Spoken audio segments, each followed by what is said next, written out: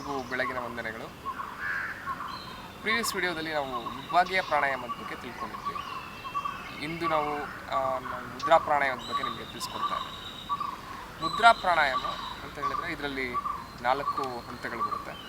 So ಮೊದಲನೆಯದಾಗಿರ್ತಕ್ಕಂಥದ್ದು chin mudra, ಎರಡನೆಯದು ಚಿನ್ಮಯ ಮುದ್ರಾ, ಅದಾದ ತಕ್ಷಣ ಆದಿಮುದ್ರಾ ಅಂತ ಹೇಳಿ ಬರುತ್ತೆ, 4ನೇದು ಮೇರುದಂಡ. ಈ ಒಂದು 4 ವಿಧಾನಗಳನ್ನು ಹಂತ ಹಂತವಾಗಿ ನಿಮಗೆ ತಿಳಿಸ್ಕೊಡ್ತಾ ಹೋಗ್ತೀನಿ. ಮೊದಲನೇದಾಗಿರ್ತಕ್ಕಂಥ ಚಿನ್ಮುದ್ರವನ್ನು ನಮ್ಮ ತೋರು ಬೆರಳು ಮತ್ತು ಹೆಬ್ಬೆರಳನ್ನು ಈ ಸರ್ಕ್ಯೂಟ್ ಫಾರ್ಮಲ್ಲಿ ಮಾಡಬೇಕು. ಇನ್ನು ಉಳ್ಕಿ ಎಲ್ಲ ಬೆರಳುಗಳು ಸ್ಟ್ರೇಟ್ ಆಗಿರಬೇಕು. ಈ ಒಂದು ಮುದ್ರೆಯನ್ನು ಮಾಡೋದ್ರಿಂದ ನಮಗೆ ಆಕ್ಸಿಜನ್, ಆ ಒಂದು ಪ್ರಾಣಶಕ್ತಿ ರೀಡೈರೆಕ್ಟ್ ಆಗುತ್ತೆ. ಆಮೇಲೆ ನಿದ್ರೆ ಕೂಡ ತುಂಬ ಚೆನ್ನಾಗಿ ಬರುತ್ತೆ. ಹಾಗೆ ಕಾನ್ಸಂಟ್ರೇಷನ್ ಪವರ್ ಕೂಡ ಇನ್ಕ್ರೀಸ್ ಆಗ್ತಾ ಹೋಗುತ್ತೆ.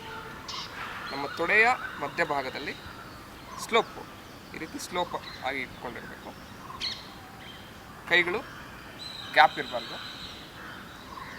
ಸೊ ಇಲ್ಲಿ ನಾನು ಮಾಡ್ತಕ್ಕಂಥ 4 ಹಂತದಲ್ಲಿ ಮಾಡ್ತಕ್ಕಂಥ ಯಾವುದೇ ಒಂದು ವಿಧಾನವನ್ನು ನೀವು 10 ಟೈಮ್ಸ್ ಮಾಡಬೇಕು. ನಾನಿಲ್ಲಿ ನಿಮಗೆ 2 ಟೈಮ್ಸ್ ಮಾಡಿ ತೋರಿಸ್ತೀನಿ. ಸೊ ನಿಮ್ಮ ತೊಡೆಯ ಮಧ್ಯಭಾಗದಲ್ಲಿ ಇಟ್ಕೊಂಡ್ಬಿಟ್ಟು ಪೂರಕ, ಕುಂಭಕ, ರೇಚಕ ವಿಧಾನವನ್ನು ಅಳವಡಿಸ್ಕೊಂಡು ಈ ಉಸಿರಾಟ ಕ್ರಮವನ್ನು ಮಾಡ್ತಾ ಹೋಗಬೇಕು.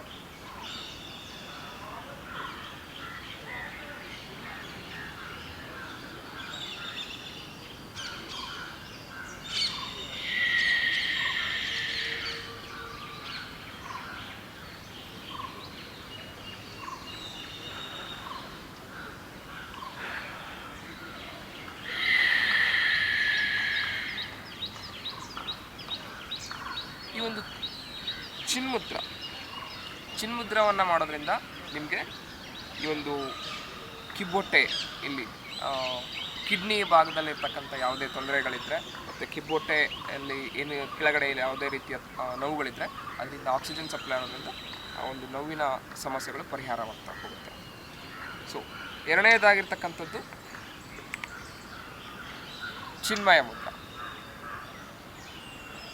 ಚಿನ್ಮಯ ಮುದ್ರವನ್ನು ನೀವು ಈ ಚಾಚಿರ್ತಕ್ಕಂಥ ಬೆರಳುಗಳನ್ನು ಅಂಗೈಗೆ ಒಳಗಡೆ ಹೀಗೆ ಇಟ್ಕೋಬೇಕು.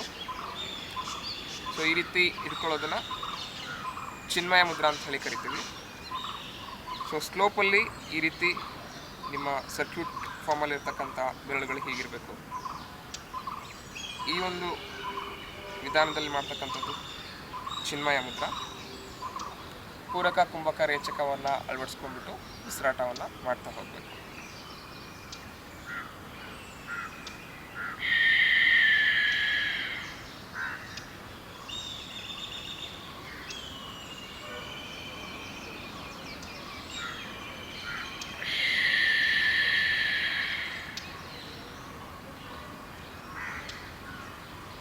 ಈ ಚಿನ್ಮಯ ಮುದ್ರವನ್ನು ಮಾಡೋದ್ರಿಂದ ನಿಮಗೆ ಈ ಒಂದು ಎದೆಯ ಕೆಳಭಾಗ ಮತ್ತು ಕಿಬ್ಬೊಟ್ಟೆಯ ಮೇಲ್ಭಾಗ ಇರ್ತಕ್ಕಂಥ ಈ ಒಂದು ಭಾಗದಲ್ಲಿರ್ತಕ್ಕಂಥ ನೋವುಗಳು ಸುಲಭವಾಗಿ ಯಾವುದೇ ರೀತಿಯ ಸಮಸ್ಯೆಗಳಿಗೆ ಹೊರಟಾಗುತ್ತೆ. ಸೇಮ್ ಅದೇ ಆ ಒಂದು ಪೋರ್ಷನಲ್ಲಿ ಹಿಂಭಾಗದಲ್ಲೂ ಕೂಡ ಈ ಒಂದು ಆಕ್ಸಿಜನ್ ಪ್ರಮಾಣದ ಎಫೆಕ್ಟು ಆಗ್ತಾ ಹೋಗುತ್ತೆ. ಸೊ ನೆಕ್ಸ್ಟು ಆದಿಮುದ್ರವನ್ನು ಮಾಡಬೇಕು ಅಂತ ಹೇಳಿದ್ರೆ ನಿಮ್ಮ ಎಲ್ಲ ಬೆರಳುಗಳನ್ನು ಈ ರೀತಿ ಮಡಚಿಬಿಟ್ಟು ಫಸ್ಟು ಹೆಬ್ಬೆರಳನ್ನು ಮಡಚಬೇಕು. ಅದಾದ ತಕ್ಷಣ ಎಲ್ಲ ಬೆರಳುಗಳನ್ನು ಮುಷ್ಟಿ ಆಕಾರದಲ್ಲಿ ಇಟ್ಬಿಟ್ಟು ನಿಮ್ಮ ತೊಡೆಯ ಮಧ್ಯಭಾಗದಲ್ಲಿ ಇಟ್ಕೊಂಡು ಉಸಿರಾಡೋದ್ರಿಂದ ಪೂರಕ, ಕುಂಭಕ, ರೇಚಕ ವಿಧಾನದಲ್ಲಿ ಉಸಿರಾಡ್ತಾ ಹೋಗಿ.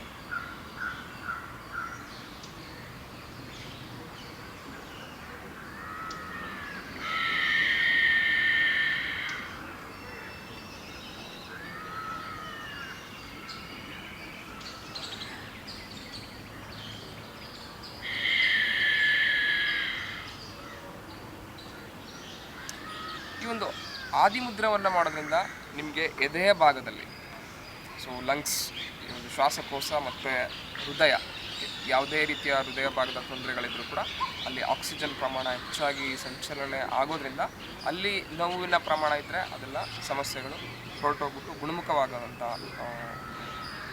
ಸಾಧ್ಯತೆಗಳು ಜಾಸ್ತಿ ಇರುತ್ತೆ. ಸೊ ಆದಿಮುದ್ರದಿಂದ ಹೃದಯ ಭಾಗದ ತೊಂದರೆಗಳು ಹೆಚ್ಚಾಗಿ ಚಾನ್ಸಸ್ ಇದೆ. ಅದಾದ ತಕ್ಷಣ ನೆಕ್ಸ್ಟು ಮೇರುದಂಡ ಅಂತ ಹೇಳಿದ್ರೆ ಈ ಮೇರುದಂಡ ನೇರವಾಗಿ ಈ ನಿಮ್ಮ ಮುದ್ರೆ ಹೇಗಿರಬೇಕು ಅಂತ ಹೇಳಿದ್ರೆ ಎಲ್ಲ ಬೆರಳುಗಳು 4 ಬೆರಳುಗಳು ಈ ರೀತಿ ಅಂಗೈಗೆ ಅಂಟ್ಕೊಂಡಿರಬೇಕು. ಸೊ ಹೆಬ್ಬೆರಳು ಮಾತ್ರ ಮೇಲ್ಗಡೆ ಈ ರೀತಿ ನೋಡ್ತಾ ಇರಬೇಕು. ಡೈರೆಕ್ಟಾಗಿ ನಿಮಗೆ ನೇರವಾಗಿ ಪರಿಣಾಮ ಬೀರ್ತಕ್ಕಂಥ ಒಂದು ಮುದ್ರೆ. ಸೊ ಮೇಲ್ಗಡೆ ಈ ಹೆಬ್ಬೆರಳುಗಳನ್ನು ನಿಮ್ಮ ಬೆನ್ನಿನ ಭಾಗಕ್ಕೆ, ಎದೆಯ ಭಾಗಕ್ಕೆ ಈ ರೀತಿ ಎಳ್ಕೊಂಡು ಮಾಡಿದಾಗ ಸೊ ನೇರವಾಗಿ ನಿಮ್ಮ ಬೆನ್ನಿನ ಭಾಗಕ್ಕೆ ಈ ಒಂದು ಆಕ್ಸಿಜನ್ ಸಪ್ಲೈ ಆಗ್ತಾ ಹೋಗುತ್ತೆ.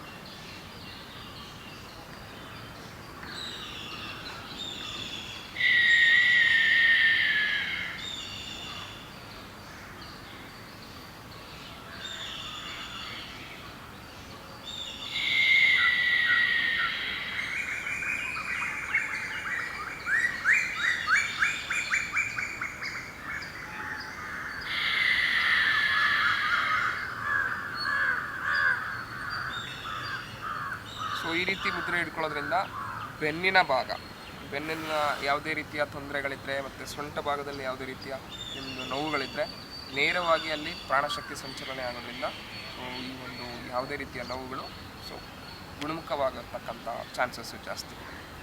ಸೊ ಈ ಮುದ್ರಾ ಪ್ರಾಣಾಯಾಮದಿಂದ ನೇರವಾಗಿ ಎಫೆಕ್ಟ್ ಆಗುತ್ತೆ ನಿಮ್ಮ ಪರ್ಟಿಕ್ಯುಲರ್ ಪಾರ್ಟ್ಸ್ ಆಫ್ ದ ಬಾಡಿಗೆ. ಸೊ ಈ ಒಂದು ಪ್ರಾಣಾಯಾಮವನ್ನು ದಿನನಿತ್ಯ ನೀವು ಮಾಡೋದ್ರಿಂದ ನಿಮ್ಮ ಆರೋಗ್ಯ ಕೂಡ ಸುಧಾರಿಸ್ತಾ ಹೋಗುತ್ತೆ. ಧನ್ಯವಾದಗಳು.